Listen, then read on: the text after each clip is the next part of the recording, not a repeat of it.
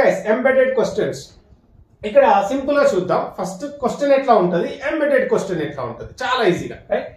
ఇక్కడ how much is the phone, ఆ phone కి ఎంత అని అడుగుతున్నాం మనం. సింపుల్ గా చెప్పాలంటే ఆ ఫోన్ కి ఎంత, ఆ ఫోన్ కి ఎంత అయ్యింది అని అడిగినప్పుడు how much was the phone అంటాం. ఎందుకంటే అయింది, అది ఆల్రెడీ కొనేసిరు ఆఫ్ కోర్స్. అట్లా అలాంటి కాంటెక్స్ట్ లో చెప్పినప్పుడు ఇలా కూడా అడగవచ్చు, that's not a problem. How much is the phone, ఆ ఫోన్ కి ఎంత. ఇది క్వశ్చన్ గా వచ్చింది, చాలా సింపుల్. ఎప్పుడైనా మనం గుర్తు పెట్టుకోవాల్సింది, ఒక క్వశ్చన్ ఏదైతే ఉంటుందో ఆ క్వశ్చన్ వచ్చినప్పుడు ఇక్కడ మనకు బీ ఫామ్ అనేది ఆ సబ్జెక్ట్ కి ముందు వస్తుంది, పర్సన్ కి ముందు సబ్జెక్ట్ కి ముందు రావడం జరుగుతుంది. అది గుర్తు పెట్టుకుందాం.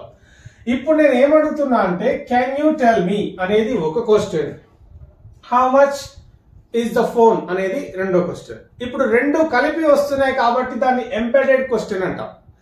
ఇంత పెద్ద క్వశ్చన్ మనం అడిగేటప్పుడు కూడా ఒక చిన్న చేంజ్ చేస్తే సరిపోతుంది. ఆ చేంజ్ ఏంటి అంటే సింపుల్ గా డైరెక్ట్ ఇట్లా ఒకే క్వశ్చన్ ఉన్నప్పుడు సబ్జెక్ట్ కి ముందు వచ్చే బీ ఫామ్ కావచ్చు, హెల్పింగ్ వర్బ్ కావచ్చు, ఏదైతే ఉంటుందో అది ప్లేస్ చేంజ్ అవుతుంది అంతే. సబ్జెక్ట్ ముందుకు వస్తుంది, ఈ బీ ఫామ్ ఇక్కడికి వెళ్ళిపోతుంది. అప్పుడు ఏమైతుంది అంటే can you tell me how much the phone is. But ఒక ఇండివిజువల్ క్వశ్చన్ గా అడిగినప్పుడు ఎట్లా అడుగుతాం, ఆ ఫోన్ ఎంత అని అడిగినప్పుడు మాత్రం how much is the phone అంటున్నాం. కానీ ఇక్కడ ఆ ఫోన్ ఎంతో చెప్పగలరా అని అడుగుతున్నాం. అప్పుడేంటి can you tell me how much the phone is అంటే ఆ ఫోన్ ఎంతనో చెప్పగలరా. ఈ విధంగా అడుగుతాం. Let's go to the next question. ఇక్కడ బ్యాంక్ ఎక్కడ ఉంది అని అడుగుతున్నాం. Where is the bank, where is the bank అంటే బ్యాంక్ ఎక్కడ ఉంది. బ్యాంక్ అనేది సబ్జెక్ట్ గా తీసుకుంటే బీ ఫామ్ అనేది మనకి ముందు వచ్చింది రైట్. ఇది ఒక డైరెక్ట్ క్వశ్చన్, సింపుల్ క్వశ్చన్. కానీ ఒకటి యాడ్ చేస్తున్నా దీనికి, ఏంటి కెన్ యూ ప్లీజ్ టెల్ మీ, మీరు నాకు దయచేసి చెప్పగలరా. ఇది కూడా ఒక క్వశ్చన్. బ్యాంక్ ఎక్కడ ఉంది అనేది ఇంకో క్వశ్చన్. ఈ రెండింటిని కలుపుతున్నాం, ఎంబెడెడ్ క్వశ్చన్ అడుగుతున్నాం. అప్పుడు ఏమవుతుంది అంటే can you please tell me wear, ఈ బ్యాంక్ అనే సబ్జెక్ట్ ఇక్కడికి వస్తుంది, ఇక్కడ ఉన్న బీ ఫామ్ ఇక్కడికి వెళ్ళిపోతుంది. అప్పుడు ఏంటి వేర్ ఈస్ ద బ్యాంక్ అనేది ఉంది కదా.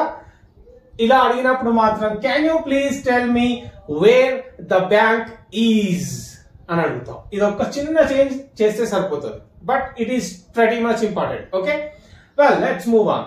వేర్ డిడ్ షీ గో అంటే ఆమె ఎక్కడికి వెళ్ళింది. వేర్ డిడ్ షీ గో అంటే ఆమె ఎక్కడికి వెళ్ళింది అనేది క్వశ్చన్.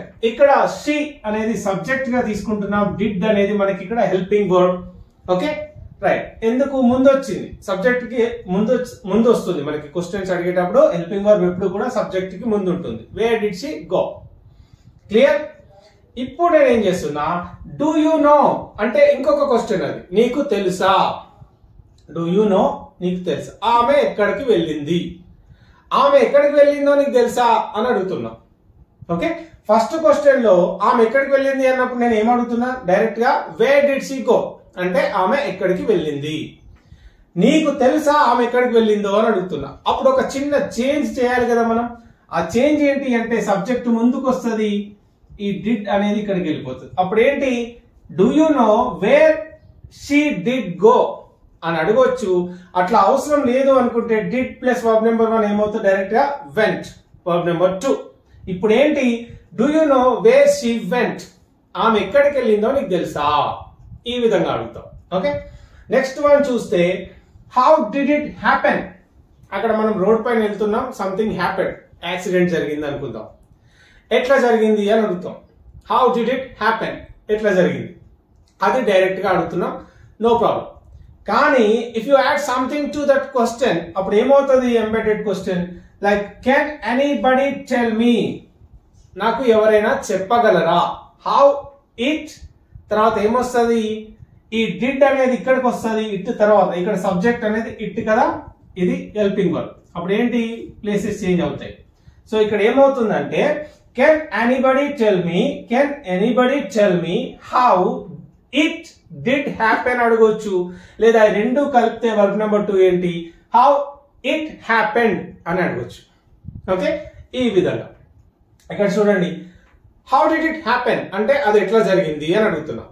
కానీ నాకు ఎవరైనా చెప్పగలరా, కెన్ ఎనీబడి టెల్ మీ, నాకు ఎవరైనా చెప్పగలరా హౌ ఇట్ డిడ్ హ్యాపెన్ అని అడగొచ్చు, లేదా హౌ ఇట్ హ్యాపెండ్ అని అడగొచ్చు. ఇది ఎంబెడెడ్ క్వశ్చన్. ఇంకా 2 ఎగ్జాంపుల్స్ చూద్దాం. ఓకే, బీబీసీ ఛానల్ వచ్చేసి మోడీ మీద ఒక వీడియో రిలీజ్ చేసింది, డాక్యుమెంటరీ. ఆ డాక్యుమెంటరీని మోడీ బ్యాన్ చేసిండు. మోడీజీ ఎందుకు బ్యాన్ చేశారు బీబీసీ డాక్యుమెంటరీ అని అడుగుతున్న క్వశ్చన్. ఓకే, ఇది latest of course current happenings అనుకోండి. Like why did Modi ban BBC documentary, Modi BBC డాక్యుమెంటరీని ఎందుకు బ్యాన్ చేశారు అనేది క్వశ్చన్. ఓకే, ఇది సింపుల్ పాస్ట్ లో అడుగుతున్నాం కాబట్టి ఇక్కడ డిడ్ తీసుకున్న helping verb. Why did mister Modi ban, verb number 1 వస్తుంది డిడ్ వచ్చినప్పుడు, గుర్తుపెట్టుకోండి. బ్యాన్ బీబీసీ డాక్యుమెంటరీ, బీబీసీ డాక్యుమెంటరీని మోడీ ఎందుకు బ్యాన్ చేశారు అనేది క్వశ్చన్. ఈ క్వశ్చన్ కి if I add something to that question it becomes an embedded question. అప్పుడు మనం ఏం చేయాలో మనకు తెలుసు, రైట్? ఇక్కడ మోడీ అనేది ఇక్కడ సబ్జెక్ట్, హెల్పింగ్ వర్బ్ ఏంటి డిడ్. ఈ 2 ప్లేసెస్ చేంజ్ అవుతాయి అంతే, అంతకు మించి ఏం కాదు. ఇక్కడ చూస్తే డస్ ఎనీబడి నో అంటే ఎవరికైనా తెలుసా, డస్ ఎనీబడి నో ఎవరికైనా తెలుసా. ఎనీబడితో మనం డస్ యూజ్ చేస్తాం, గుర్తుపెట్టుకోండి, సింగులర్ గానే కన్సిడర్ చేస్తాం. Does anybody know, verb number 1. Why Modi banned BBC documentary, why Modi banned BBC documentary. ఇక్కడ మనం ఏమని చెప్పొచ్చు, డిడ్ బ్యాన్ అని కూడా అనొచ్చు, వై మోడీ డిడ్ బ్యాన్ అనొచ్చు. ఈ 2 కలిపితే ఏంటి, వర్బ్ నెంబర్ 2 కాబట్టి does anybody know why Modi banned, why Modi banned BBC documentary, BBC డాక్యుమెంటరీని మోడీ ఎందుకు బ్యాన్ చేసిండో ఎవరికైనా తెలుసా అనేది embedded question. Okay, next one, last one వచ్చేసి హౌ ఫార్ ఈజ్ ఇట్, అది ఎంత దూరం ఉంది, అది ఎంత దూరం ఉంది. మీరు దయచేసి చెప్తారా, would you please tell me how far it is అంటాం, ఈజ్ ఇట్ కాదు. ఎందుకు, ఇక్కడ మనకి హెల్పింగ్ వర్బ్ కావచ్చు, బీ ఫార్మ్ కావచ్చు, సబ్జెక్ట్ కి తర్వాతకి వెళ్ళిపోతుంది. ఎందుకంటే ఇది ఎంబెడెడ్ క్వశ్చన్ కాబట్టి. ఇది డైరెక్ట్ క్వశ్చన్ కాబట్టి ఇట్లే అడగాలి, ఎంబెడెడ్ క్వశ్చన్ కాబట్టి ఇట్లే అడగాలి. హౌ ఫార్ ఇస్ ఇట్ అంటే అది ఎంత దూరం ఉంది. Would you please tell me how far it is అని అడగాలి. Okay, so that's it for today.